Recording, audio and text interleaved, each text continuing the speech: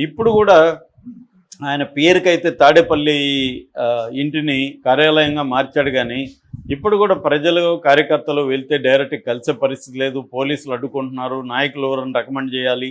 ఇప్పుడు కూడా సేమ్ క్వార్టరీనే ఆయన దగ్గర ఉంది. సో ఇప్పుడు చర్చ ఏంటంటే ఎవరు ఈ క్వార్టరీ అని డిస్కషన్ వస్తుంది. ఇందులో ప్రథమ శ్రేణి క్వార్టరీ ముందుగా చూద్దాం. ప్రథమ శ్రేణి క్వార్టరీలో ఒకప్పుడు విజయసాయిరెడ్డి కూడా ఉండేవాడు, ఈయన కూడా క్వార్టర్లో ఉండేవాడు. ఆ మేరకు వాళ్ళ విమర్శలు కరెక్టే. ఈయన ఒకప్పుడు క్వార్టర్లో ఉండి ఇప్పుడు క్వార్టరే అంటాడు అనేదంటే అవును, మరి క్వార్టర్ వల్ల నష్టం జరిగింది అనేది ఆయన గ్రహించి చెప్తున్నాడు.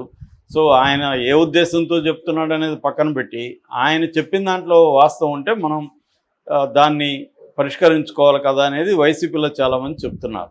నిజానికి విజయసాయిరెడ్డి బయటపడి చెప్పకముందే ఎప్పటి నుంచో ఫేస్బుక్లో, ట్విట్టర్లో, అంటే ఎక్స్లో పోస్టులు పెడుతున్నారు. సో ఈయనకి ప్రథమ స్థాయిలో ఒకప్పుడు విజయసాయిరెడ్డి ఉండేవాడు, వైవి సుబ్బారెడ్డి, పెద్దిరెడ్డి రామచంద్రారెడ్డి, వాళ్ళ కొడుకు మిథున్ రెడ్డి, తర్వాత సజ్జల రామకృష్ణారెడ్డి, మాజీ ఐఏఎస్ ధనంజయ రెడ్డి. వీళ్ళు ప్రధానంగా ప్రథమ శ్రేణి క్వార్టరీ, అంటే ఫస్ట్ దీంట్లో వీళ్ళు ఉంటారు. సెకండ్ దీనికి వచ్చేసరికి కమ్యూనికేషన్ సలహాదారుడు జీవీడి కృష్ణమోహన్. ఈయన ఒకప్పుడు ఈనాడు ఎడిటోరియల్ పేజ్ చూసుకున్నాడు, తర్వాత ఇక్కడ చేరాడు. అట్లాగే జగన్ క్యాంపు కార్యాలయానికి సంబంధించిన పిఏ కె నాగేశ్వరరెడ్డి, ఈయన్ని కేఎన్ఆర్ అని పిలుస్తారు. ఈయన కూడా సెకండ్ దీంట్లో రంగులో ఉంటాడు. అట్లాగే వైసీపీ మీడియా ఇన్ఛార్జి ప్రధాన కార్యదర్శి పూడి శ్రీహరి, అట్లాగే ఆరోగ్యశ్రీ ట్రస్ట్ స్పెషల్ ఆఫీసర్, సీఎంకి కూడా స్పెషల్ పిఏ ఆయన డాక్టర్ హరికృష్ణ, అట్లాగే సీఎంకి ప్రోగ్రామ్స్ని కోఆర్డినేట్ చేసే ఎమ్మెల్సీ తలశిల రఘురాం, ఆయన ప్రజెంట్ ఎమ్మెల్సీగా ఉంటున్నాడు. అట్లాగే గుంటూరు జిల్లా వైసీపీ నాయకుడు లేళ్ల అప్పిరెడ్డి, అట్లాగే చిత్తూరు జిల్లా నాయకుడు ఇప్పుడు ఒంగోలు ఇన్ఛార్జి చెవిరెడ్డి భాస్కర్ రెడ్డి. వీళ్ళు సెకండ్ ఇది అనమాట. సో విజయసాయిరెడ్డి చెప్పిన ఉద్దేశం ఏంటంటే ఈ ఫస్ట్ స్థాయి వాళ్ళని దాటి జగను ఈ సెకండ్ రంగు వీళ్ళు ఉన్నారు కదా, ద్వితీయ శ్రేణి కోటరీలోకి బందీ అయిపోయాడు అనేది విజయసాయిరెడ్డి ఆరోపణ. అంటే ఫైనల్గా ఆయన ఇంకా మనం డీప్గా అర్థం చేసుకుంటే ఆయనను పక్కన పెట్టాడు జగను. ఆయన మాట వినడం మానేశాడు, వీళ్ళ మాట వింటున్నాడు. ఒక చెవిరెడ్డి భాస్కర్ రెడ్డి, ఒక తలశిల రఘురాము, ఇలాంటి వాళ్ళ మాట వింటున్నాడు, కానీ నా మాట వినట్లేదు అనేది ఆయనకి ఆక్రోశం. అంటే ఆయన మనసులో చోటు పోయింది అనేది ఆయనది. సరే, ఆయనది పక్కన పెడితే ఇప్పుడు ఈ కోటరీల వల్ల ఏమవుతుందంటే మిగతా నాయకులు జిల్లాల్లో పనిచేస్తారు గట్టిగా, వాళ్ళకి ఒక సమస్యలు వస్తాయి, అక్కడ జగన్ దగ్గరికి మాట్లాడాలనుకొని వస్తారు, వాళ్ళు ఈ కోటరీతో బందీలు అయిపోతారు. వాళ్ళు రఘురామ్తో మాట్లాడాలి, లేకపోతే చెవిరెడ్డితో మాట్లాడాలి. వీళ్ళ ప్రయోజనాలు ఉంటాయి, వీళ్ళేమో పార్టీ ప్రయోజనాలు. వీళ్ళల్లో చాలామందికి ఇప్పుడు ఆయన సజ్జల లాంటి వాళ్ళకి ప్రత్యక్ష రాజకీయాలతో అనుభవం కూడా లేదు. ప్రత్యక్ష రాజకీయాలు వేరు, థియరాటికల్ అండర్స్టాండింగ్ వేరు. నువ్వు ఎన్ని పుస్తకాలు చదివి ఎన్ని జరిగినా నువ్వు గ్రౌండ్ లెవెల్లో పనిచేస్తుంటేనే నీకు విషయాలు కరెక్ట్గా అర్థమవుతాయి. న్యూయాన్సెస్ అంటారు, ఆ న్యూయాన్సెస్ తెలుస్తాయి.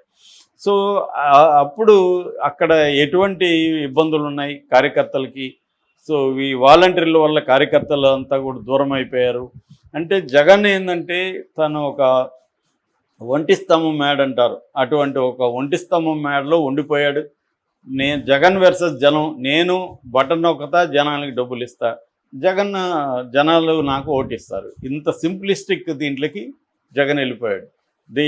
అంత సింపుల్గా ఉండదు వ్యవహారం.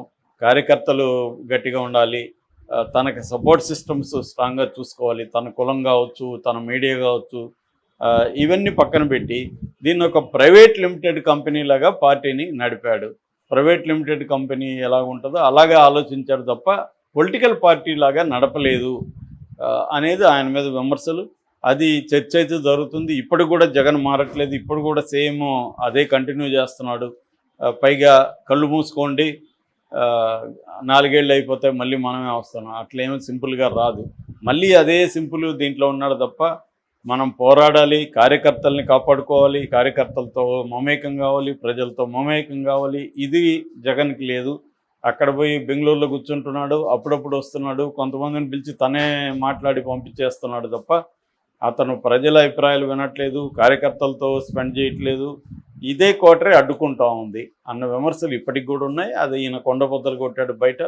ఇది ఖచ్చితంగా వైసీపీ దీన్ని తీసుకోవాలి, జగన్ ఆలోచించాలి.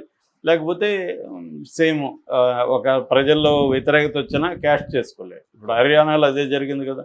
10 ఏళ్ళుగా బీజేపీ అక్కడ ఉంటే తీవ్ర వ్యతిరేకత వచ్చింది. అక్కడ కాంగ్రెస్ క్యాష్ చేసుకోలేకపోయింది. సో వ్యతిరేకత ఉన్నా దాన్ని క్యాష్ చేసుకున్న నాయకుడు కావాలి. ఇక్కడ రేవంత్ రెడ్డి ఆ పని చేయగలిగాడు. కేసీఆర్ మీద వ్యతిరేకతని రేవంత్ రెడ్డి కాంగ్రెస్ పార్టీ చేసుకోగలిగింది. అందుకని వీళ్ళు రాగలిగారు. జగన్ కూడా అది చేసుకోకపోతే జగన్ మళ్ళీ కూర్చోవాల్సి వస్తుంది బయట.